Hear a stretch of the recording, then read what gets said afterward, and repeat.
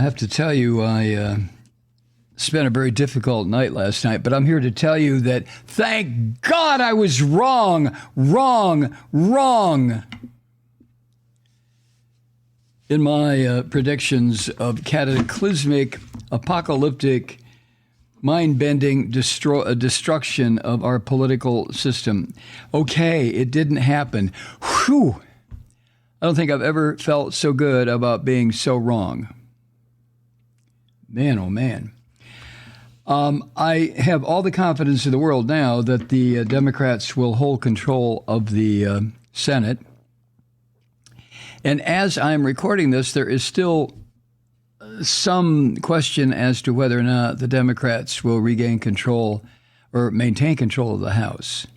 That's still up for grabs, is my understanding. On December 6th, here in Georgia, we will have a runoff election between a decent senator, a man named Raphael Warnock, and a lump of shit named Herschel Walker. No, I'm sorry. I'm not going to adopt this, oh, let's everybody do kumbaya now. Oh, no, not until Trump is dead. Physically, politically, morally.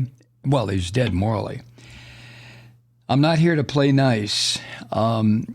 I haven't been willing or able to play nice for 25 years where it concerns political talk. It's just not going to happen with me.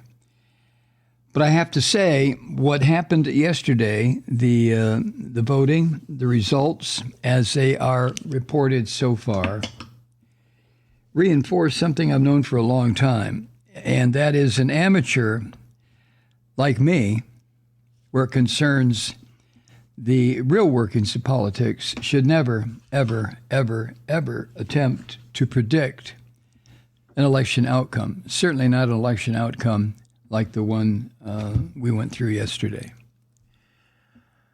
As far as the Senate race here in Georgia, it looks like once again it's going to be up to Georgia to determine who's going to control the Senate. Wow. Pressure? The problem, of course, is getting people to turn out for a runoff election. Now, normally, a senatorial election in Georgia would not consider everybody in the country, but that's not the case this time. What happens with the runoff here in Georgia will determine what happens to every single person in America. Anyway, overall, about 60% of midterm voters said that abortion, as how it's perceived, should be legal in all or most cases. And even though, the polling and the exit polling showed that almost 30% of voters nationally said abortion was the most important issue in their vote, and that 40% of voters nationally said they were angry that Roe v. Wade had been overturned. The director of Planned Parenthood in Kentucky, Tamara Weeder, said, quote, abortion transcends party lines, end quote. Yeah, well, I would guess so. I mean, how utterly, what's the word I'm thinking of? How utterly invasive, ridiculous. I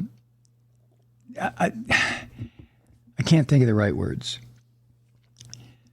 For the people who want to take away a woman's right to privacy, how asinine they were to put this up as a vote to the people thinking, well, surely the people are going to vote the way we do because they're Christians.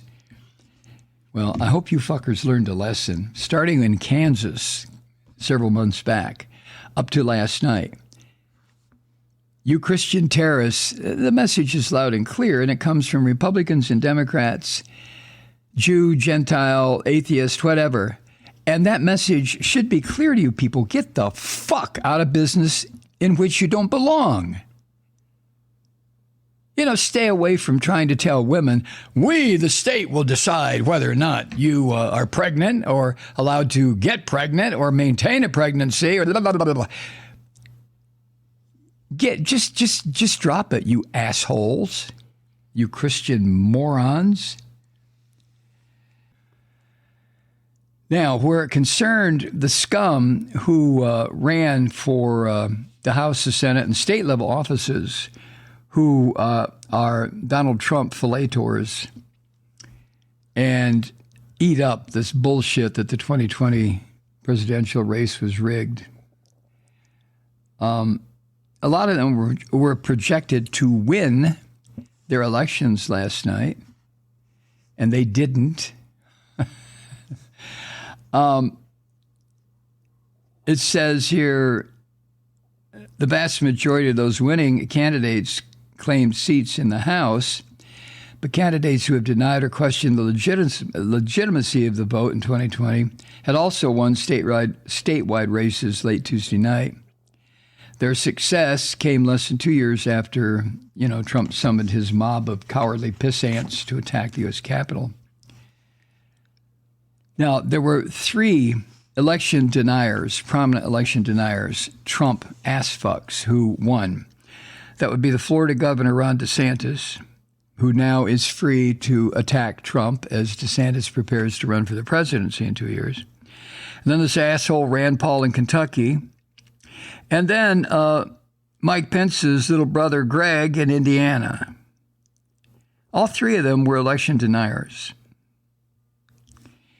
But some of the most blabbermouth election deniers had their asses kicked in races that had been seen as winnable for these cretins when the year began, including this Nazi fuck Doug Mastriano, who lost his bid for Pennsylvania governor. Oh, my God. Ah!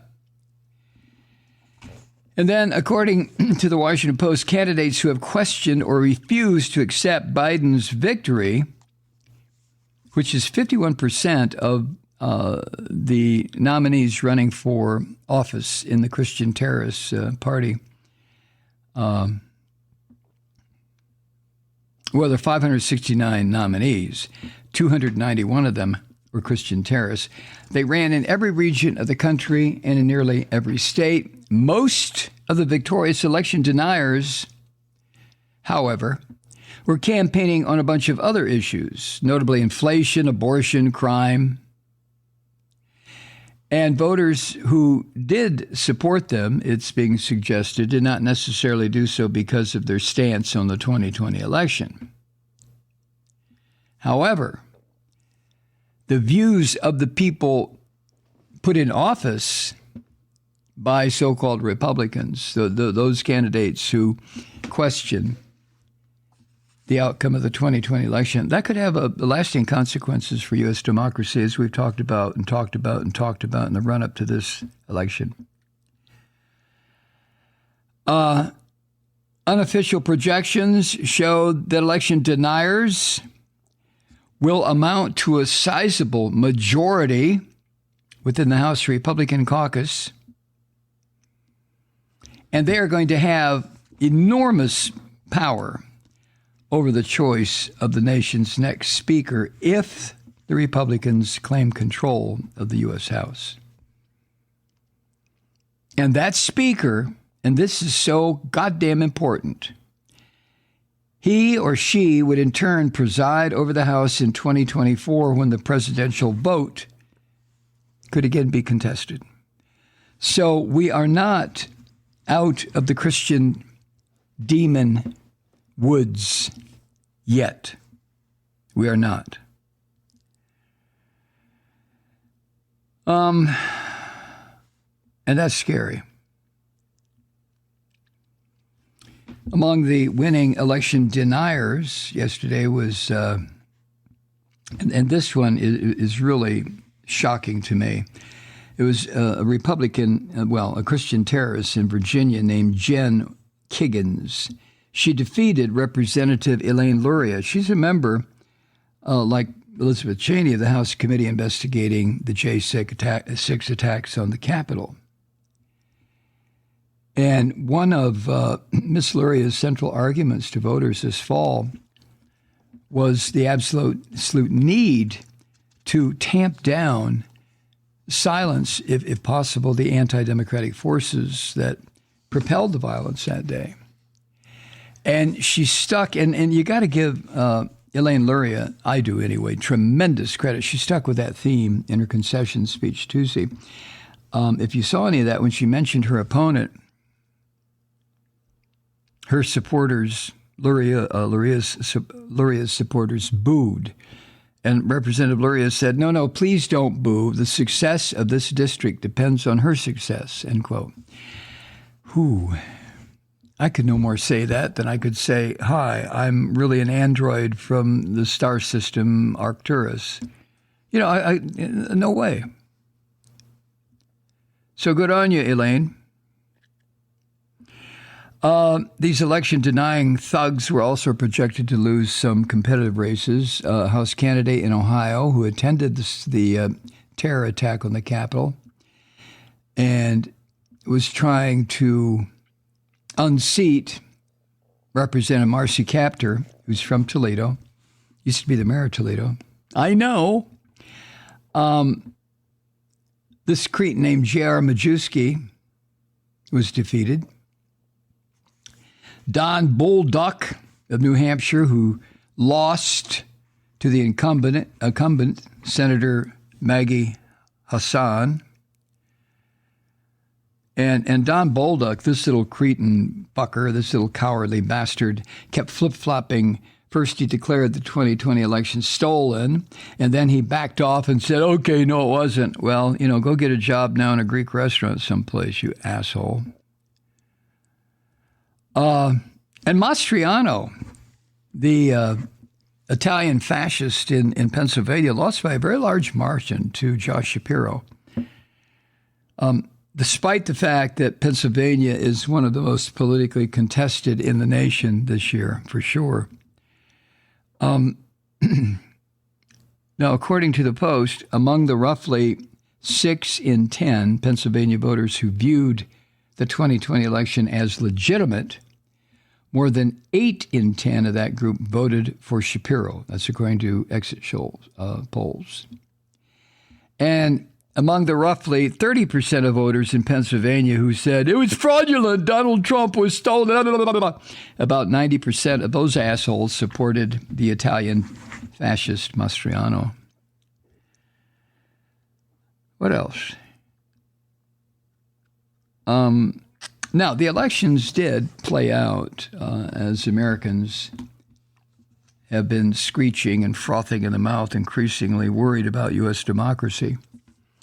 I know about screeching and frothing at the mouth because I usually do it on this podcast every day, yes? Roughly 70% of voters, according to the polls, said that American democracy is either very or somewhat threatened. I believe it's incredibly threatened. That's according to an early exit polling conducted by Edison Research. However, at the same time, voters were expressing greater confidence that elections in their state will be conducted fairly and accurately. Now, the weird thing is I put myself in that camp here in Georgia. I really do. I don't like our Secretary of State. I voted against him. I hate the governor of this state. I think he's an asshole. He would not be governor, Brian Kemp, if it weren't for the fact that he engineered the theft of 250,000 votes before purging the polls, before he was elected the first time. He got reelected yesterday. I hate the fact that Stacey Abrams now has to start all over. But regardless of the outcome, I think the polls in this state, the voting in this state, is about as legitimate and safe as any state in the union. I do, and because of that, I am fairly confident that Raphael Warnock is going to be reelected on December 6th when we have this stupid fucking runoff election here in Georgia because he didn't get 50% of the vote. Let me see. Oh, yeah. Here's a person, Jackie Rose, registered Republican, who said she votes mostly Republican. She lives in Boise, Idaho. She said in an interview yesterday that she sometimes splits her ticket. She was standing in line at the Good Shepherd Lutheran Church in Boise, and she was trying to explain that, and succeeding, that her vote was against extremism. The implication being she's voting against these Christian terrorists. She said, as quoted by the Washington Post, quote, "I'm scared to death about what some of these right-wingers are doing to us. And I'm in a red state, and I'm scared." End quote. And, well, you should be, ma'am. Here's the guy, Ed Foley, a scholar of election law at Ohio State University. He said the success of so many election deniers is a real worry, but that there is some uncertainty about how these creeps, once they get into office, will use their power. This guy, the scholar at Ohio State, said that some election deniers on the ballot this year,